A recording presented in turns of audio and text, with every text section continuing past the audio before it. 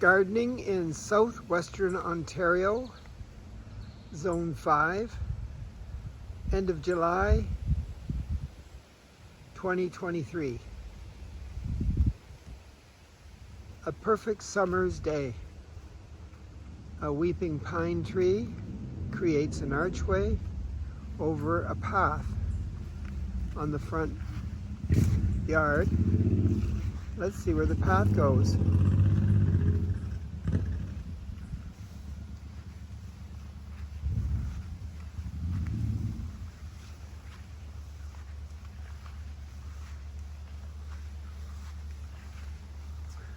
Very healthy euonymus plant. An erratic boulder brought by the Ice Age. Around limestone Inukshuk.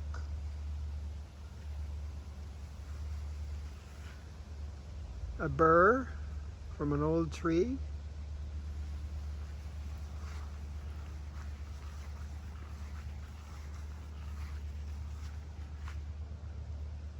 Metal sculpture, rock sculpture hanging from a tree branch. This is a large tree, which is a coniferous deciduous tree. It loses its needles in the winter.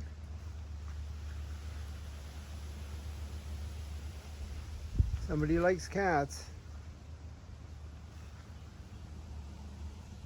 and rocks.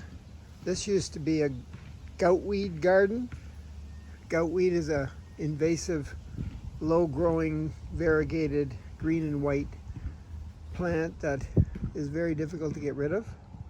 And it used to occupy this space, but it was eradicated and landscape carpet was put down and then rocks on top. This is the result. This is the Buddha that protects the entrance to the yard.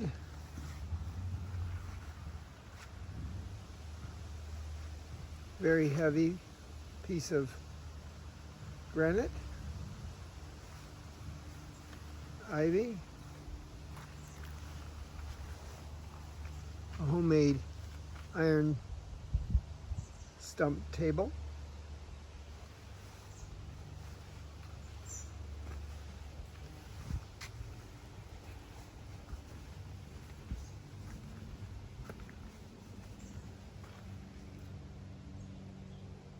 Birch tree with wind chimes. A vegetable growing in a pot. Somebody saves rainwater.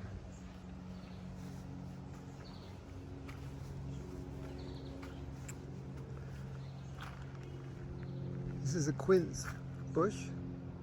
It's approximately 20 years old, about 6 feet high.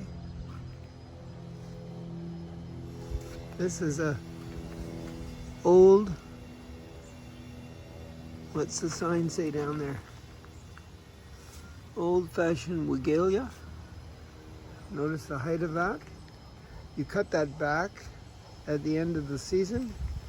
It sleeps close to the ground with no green leaves on it for the winter, and then here we go. It explodes every year. Looks like some construction going on here. Looks like a deck was made. So we have pea gravel garden here. Some nice boulders. These were obtained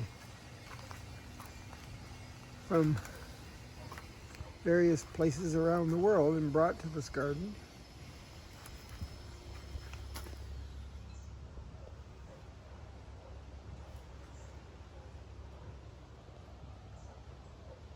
Nice shade garden in the back with a Buddha. This is a purple heart, which is a house plant. The house plants live out here in the Norfolk pine tree is a house plant, not native to this climate, so it has to be in the winter time. Similarly, the fig tree that's in this pot gets to go in the house in the winter. Beautiful coleus. That one will have to go in too.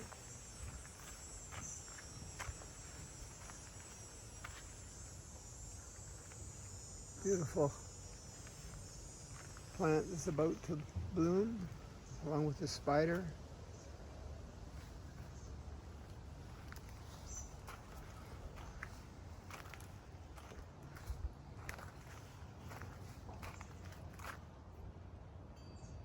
I guess they're not quite done with the deck. It looks like the wall needs to be done.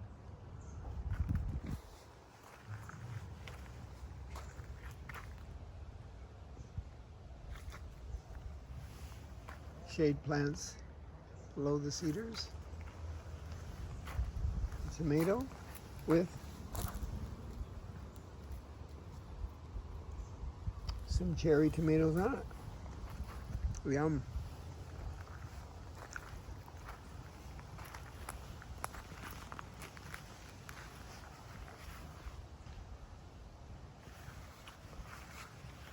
It's a piece of glass. Oh my.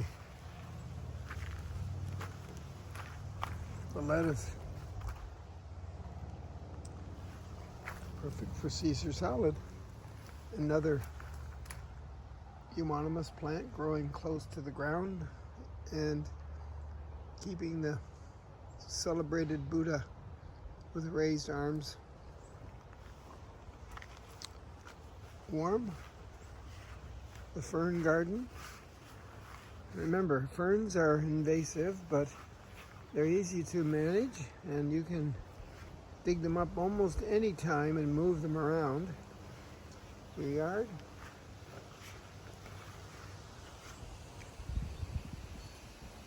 This person loves rocks. Pepper plant, onion,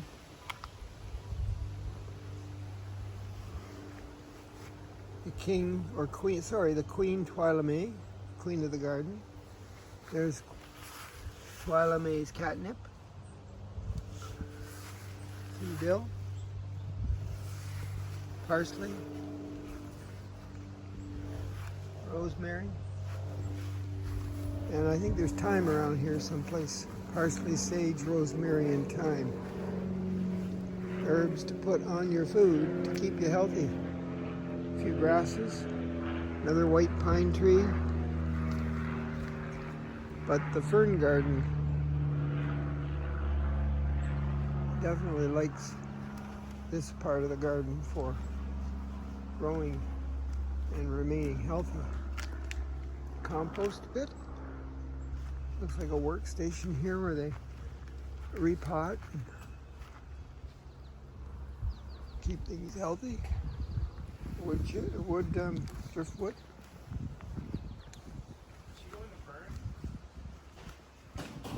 Yeah, she's in the ferns, QueenTwylaMae is.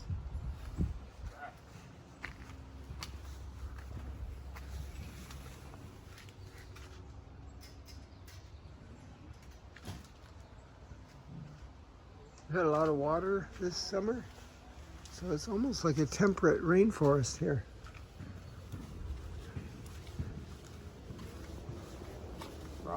Rocks, and more rocks. I wonder if rocks are better than grass when it comes to keeping things in order. I don't know. Remember, the seeds float from all the different plants, float through the air and land on rocks and look for a little bit of soil and take hold.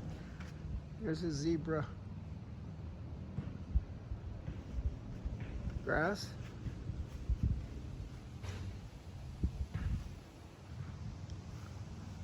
Potted ferns.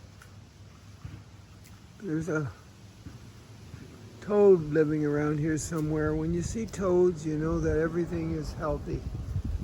He must be gone into one of these holes. And a nice, interesting piece of driftwood. Snake plant at the door. And the front steps here are being guarded by a weeping mulberry tree. This one's a male because it has no berries. but there must be a female around here somewhere. Anyway, happy summer, happy planting, happy gardening.